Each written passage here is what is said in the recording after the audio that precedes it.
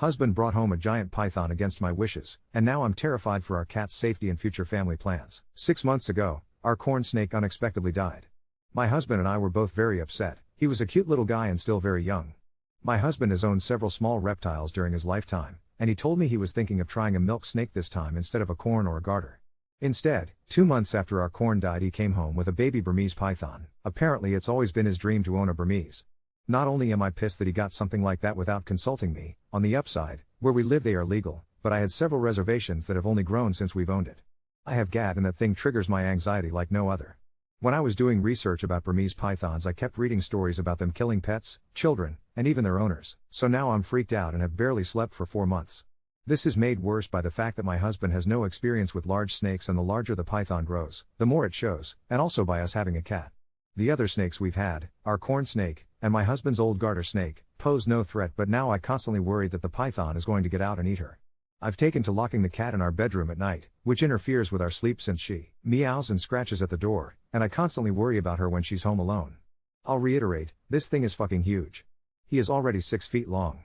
I'm home more than my husband, so I have to feed it and change its substrates often. I hate doing both so much. Especially now that he's graduated to eating rabbits and pigs. I honestly think that since my husband bought him without consulting me, that caring for it should be his sole job, but I'm not going to let it go hungry or live in its own waste out of pride. I honestly don't think we'll be able to give this snake the best quality of life, which I think is essential for all pets. He's getting too big for the tank he's in, which is his third since we've gotten him, and I don't think we have the room in our house for the enclosure my husband wants to build him. His food is very expensive and eating into our savings, but it's what he needs, so we can't downgrade. The python does not deserve to live in a tiny space and eat inadequate food because my husband wanted one as a kid. At the same time, it's a good possibility it could eat us out of house and home. I don't want kids while we own a python, and these things can live up to 20 years. I don't want to never have children, which I've dreamed of, because of a python. Because of all these reasons, but especially the ones about our cat and its quality of life, I think we should rehome the python, preferably to a wildlife sanctuary or something. I've gently brought all of this up to my husband, how much mental anguish it causes me, how worried I am for our cat, how the snake is unsustainable, and all he's done is tell me to get over it, accuse me of not caring about his happiness, and tell me I'm being prejudiced against animals that aren't cute and cuddly. None of this is true, not even the last accusation. I liked his smaller snakes a lot. How can I communicate productively with my husband about this issue? He already loves this snake, and I think that's getting in the way of him seeing reason. Update 1. Now, I just want to say at the beginning, so what everyone wants to hear is heard. The snake is gone and my cat is alright. Here's how it happened. Thursday night, while I was replying to people in my post, several people suggesting talking to my husband's friend, who owns Burmese pythons, is an experienced reptile keeper, and could be a huge help. I was too blinded by the situation / my own anxiety to even think of that. I messaged him on Facebook Thursday night and told him the situation.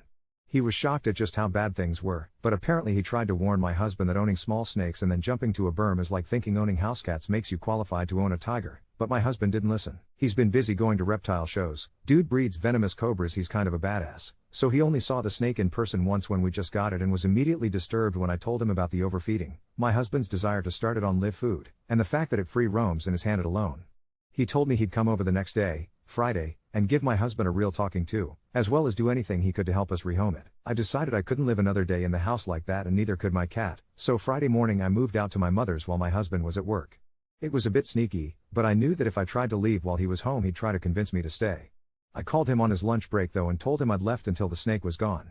He was very upset, but started accusing me of being so petty as to let a snake wreck our marriage. I had nothing productive to say to that, so I told him I'd talk to him later. Well, my husband's friend was so angry at what he saw of the snake that when he got to the house when my husband was home from work, he gave him the tongue lashing of his life, and told him in plain terms that now that he saw how woefully inadequate we were as big snake keepers, there was no way he was going to let the snake stay at our house. Being yelled at really affected him. When my husband drove over to my mother's to talk to me, he looked like a kicked puppy. He broke down and told me that he loved me, that he was sorry for the hell he'd put me through, and that it had taken having reason yelled to him by an expert for him to really see what was going on, and that he understood now that the snake could no longer live with us. I know that at that point that the sorrow he felt was due to having his snake taken away, not of real understanding, not yet. So don't worry, he's not completely off the hook. It was cathartic to hear though. His friend contacted a herpetology society he works with regularly, and then, a member of that society whose specialty is rehabilitating snakes that irresponsible pet owners get and then mistreat on his ranch. So Snake went yesterday to this guy's ranch, where he'll be fed the right food, and go on a diet, apparently, and live in a space big enough for him. My husband and I have talked a lot about this, and he acknowledged that his fervent desire to fulfill his childhood dream made him careless and selfish, that he wasn't trying to be malicious towards me, but he just wanted the snake so badly he'd do and say anything to keep it. It still seems like, though, that he hasn't learned, which I'm not expecting this early but is still a mite disappointing. He talked yesterday about getting a ball python and I put my foot down. I don't think we should get another snake for a long time. On Sunday I sat him down and asked him to tell me the truth of how he got the python, because walking into a pet shop for a milk snake and just finding a Burmese was sounding more and more implausible the more I thought about it. He admitted that he arranged to get one with a breeder online while he was telling me he wanted a little snake, meaning he was actively lying to me. This breeder is also a state away, meaning my husband participated in something illegal when he met up with him to get it, since transporting Burmese pythons across state lines is against the Lacey Act. I'm very angry about this.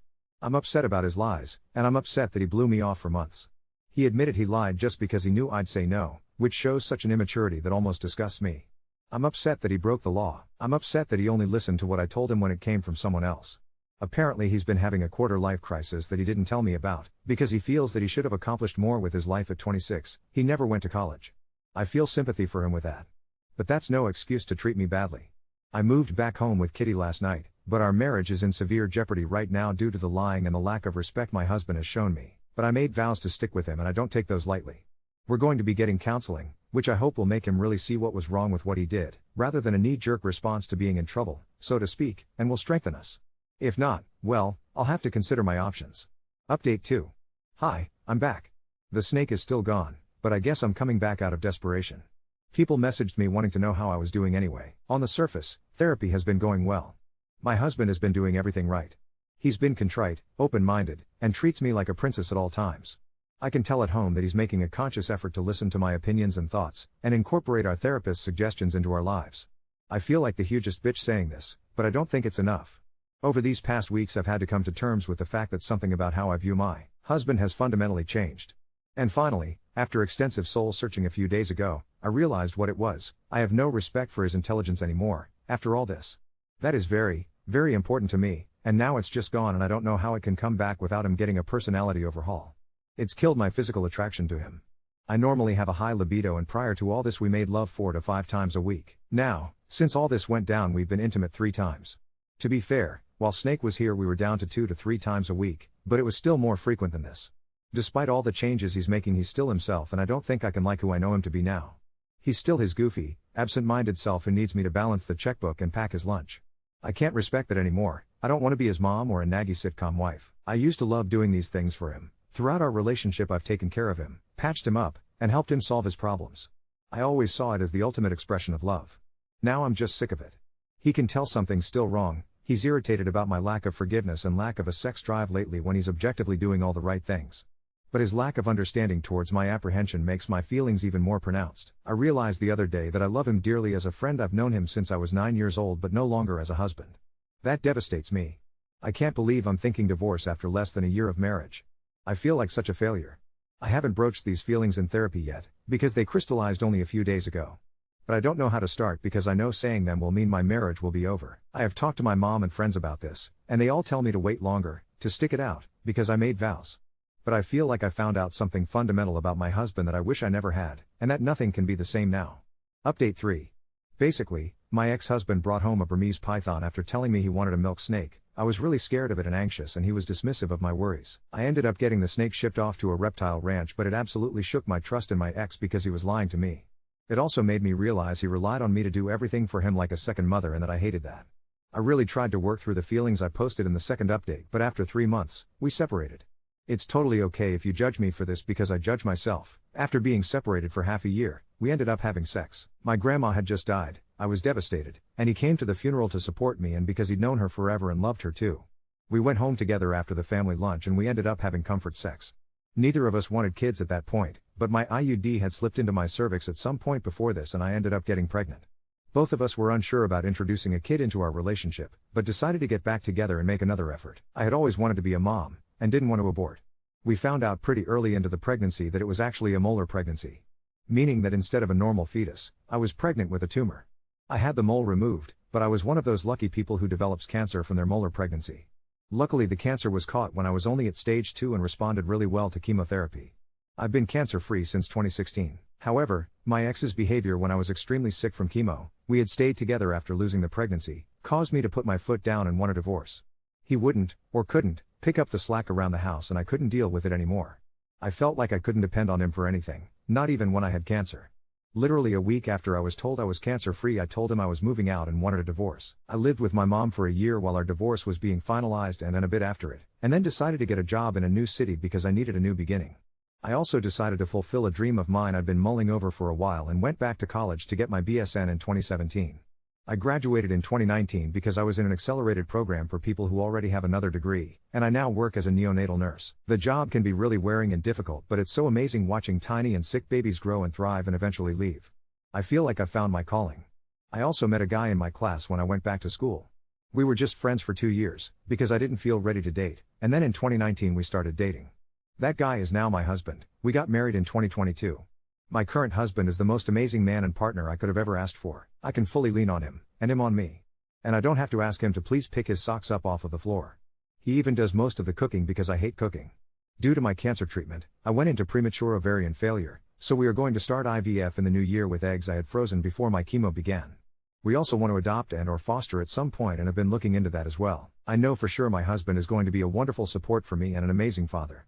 At the time of my divorce I had no confidence my ex would be either of those things. I don't want to just bash my ex though. He is doing much better since we got divorced. A month after I left for good, he attempted suicide and was put on a 72-hour hold at the hospital. He took their advice to follow up with a psychiatrist seriously, and was diagnosed with ADHD. It explains so much about how he was when we were together. A little later on, he was also diagnosed with autism. I don't speak to my ex because it's too painful for both of us, but my mom is still close to his mom and has given me some updates. He's taking medication that's really helped his ADHD, and was able to go to trade school. He has a much better job now and has been in a steady relationship. I wish him all of the best. I look back on my old posts and all I can do is shake my head. I was putting up with so much I would never put up with now. I was so grown up because I was 24 and married, but clearly I still had maturing to do. Part of me feels sad for my ex too, because he was struggling for so long and I was writing him off as unhelpful. However, even though he had a medical reason for being inconsiderate, I still had to do what's best for me, and I was at my breaking point. Considering his success, I think we're better off without each other. Oh, and I still talk to my ex's friend the Cobra breeder from time to time. Bucatini the Burmese python is still doing great in his new home. Now on to second story. Husband let the kids open Christmas presents without me, filming their joy while I slept, and now I'm fuming. My husband is usually a great husband and father, but I am so effing pissed right now. I don't think I've ever been this mad. I woke up this morning around 8:30 when I heard the kids running around. I knew they would be eager to open their Christmas presents, so I got up immediately. I have a lot of trouble sleeping for various reasons, so my husband lets me sleep in every morning and watches the kids until I wake up naturally or I have to get up to help get the kids ready for the day. He's alone with them for half an hour to an hour. He knows what time to wake me up if I oversleep. So I come into the living room and there is wrapping paper everywhere. All the presents are already unwrapped and the kids, 5 and 7, are playing with them. I immediately started crying and walked back into the bedroom where my sadness also turned into anger, and I started screaming like crazy. I am so mad. I spent so much time thinking about what to get the kids, ordering it or driving around to find it in the stores, wrapping them and everything, and I feel like I was completely deprived of the joy of seeing their faces when they open their presents, which is one of the best parts of Christmas. My husband said he videotaped it. I screamed at him why he either couldn't make the kids wait, or he could have just come and woken me up. He just said I never wake you up in the morning. I said it's fucking Christmas morning. You didn't think I wanted to watch the kids unwrap the presents and I called him an asshole. He just said sorry, he didn't say I overreacted. I'm really hurt right now and I don't even know how to get over it. I don't feel like doing anything Christmassy today. I'm so disappointed in everybody. I guess this was more of a rant to get this off my chest, but you can certainly tell me if I was the asshole or not. Also, if you have any suggestions on how to mediate my hurt feelings, that would be really great. I hope you all have a Merry Christmas. Edit, people seem to think that I cried and screamed and cursed in front of my children. I did not. I intentionally went into the bedroom to have a good cry. I wasn't expecting to get so angry that I was screaming. My husband heard me and came into the room, so yes, I did scream at him and I did call him an asshole. I wish I had the same self-control as so many in the comments that can control their strong emotions. Commenter, info, your kids are 5 and 7, this isn't your first family Christmas. What has happened on previous years? I'm assuming you didn't sleep through them? Oop. This has never been an issue before. In the past, I was either up when the kids were up or they waited to open the presents, so I didn't think it would be different this year. I have asked him periodically if he resents me for not sleeping well at night and therefore not getting up as early as he does in the morning. He has reassured me every time that it's not a problem. He only needs about 7 hours of sleep so he's awake before the kids are anyway. He knows I have chronic pain and I have a hard time falling asleep and staying asleep. I don't sleep in every day, but most days he is with them for 30 to 60 minutes by himself. Commenter, I have a question. My mom has your issues also did most my life. Are you on a lot of meds to help with it? Oop, I had my first herniated disc 10 years ago and have had back pain ever since. Did a lot of PT, tried all kinds of treatments and injections and nothing has really helped. I herniated my disc again properly a month ago and have been on painkillers ever since. I had to go to the emergency room on Monday because my pain was so bad and the pain meds I had weren't cutting it. They gave me oxycodone and prednisone, but I'm not gonna blame my emotional outburst on the meds. I was just really hurt.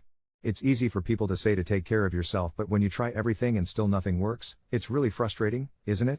Update 1. So here is the very anticlimactic update. My husband and I were cordial with each other throughout the day. I spent most of my time hanging out with the kids, admiring their toys, playing games with them. My husband helped them with Lego assembly. We had snacks, I made dinner, we drove around looking at Christmas lights. I talked to the kids about opening the presents, and my older one apologized for not waiting for me, but he was just so excited and had to open them right away. I told him it was okay, but maybe next time we do it differently. When the kids went to bed, I talked to my husband about what happened and he apologized, saying that he just didn't think about it. He was busy with a project when the kids came downstairs around 8 a.m. He wasn't quite done yet and they really wanted to open the presents.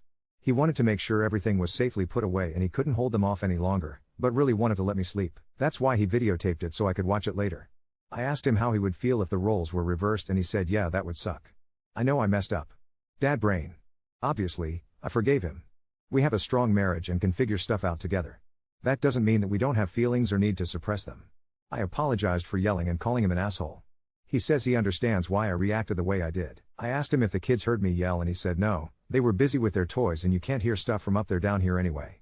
And we already have a plan for next year. Our kids always get one present from Santa and the rest, they know, are from us or the rest of the family and friends. The gifts from Santa will be placed under the tree and they can open them at their leisure. The rest of the gifts won't appear until everybody is present. Thank you to everybody who had reasonable input. And while there were some intense, strange, and even downright rude comments, I appreciate all the kind words I received. There are still people out there who try to make the world a better place.